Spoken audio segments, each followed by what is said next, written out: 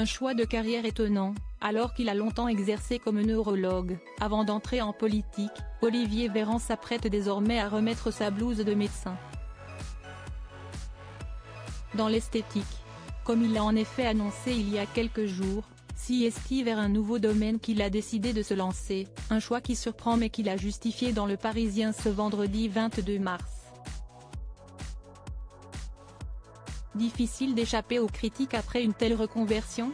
En tout cas, Olivier Véran s'y était préparé. Neurologue de formation, devenu député, puis ministre de la Santé, puis porte-parole du gouvernement, le quadragénaire savait qu'il devrait répondre aux interrogations en annonçant qu'il comptait se lancer dans la médecine esthétique. Les gens ont le droit d'avoir un avis. Mais quoi que je fasse, il y aurait eu des critiques, explique-t-il même avec philosophie ce vendredi 22 mars dans Le Parisien. Il faut dire que son choix a de quoi étonner. Comment passe-t-on des cerveaux, sa discipline de prédilection, au lifting et autres interventions dans une clinique privée des beaux quartiers parisiens? La neurologie a beaucoup évolué dans l'intervalle, et le fait d'avoir été ministre compliquait psychologiquement la relation avec les patients que l'on suit sur la durée, justifie le père de 2 enfants, qui rassure cependant, pas question pour lui de faire de la chirurgie esthétique, mais de la médecine esthétique. Je ne toucherai ni à des pénis, ni à des fessiers, et je serai très loin des prothèses de ma mère, ironise-t-il d'ailleurs.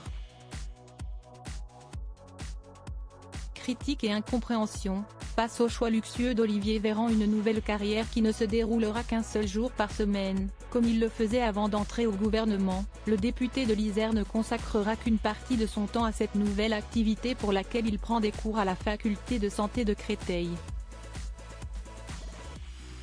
Mais il devrait pouvoir la pratiquer dans un cadre privilégié, très prisé des stars et des jeunes. La clinique des Champs-Élysées, située dans les plus beaux quartiers de Paris, est un bâtiment sur 5 étages, qui réalise notamment plus de 5500 interventions par an, notamment des augmentations mammaires, liposuction, phalloplastie, et compte, selon Le Parisien, 13 millions d'euros de chiffre d'affaires.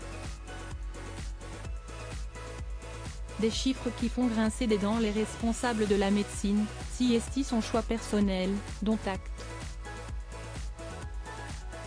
Mais quand un homme politique a été confronté aux difficultés d'accès aux soins, il est évident que l'on attend de lui une cohérence dans son engagement et une exemplarité, pique le président de la section santé publique de l'Ordre des médecins Jean-Marcel Mourgue, qui se dit également pantois, dans l'incompréhension et dans la consternation.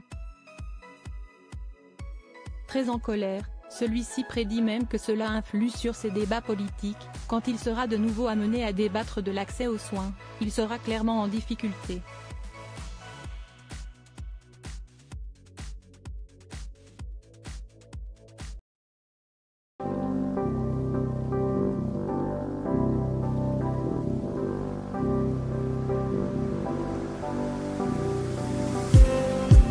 Just need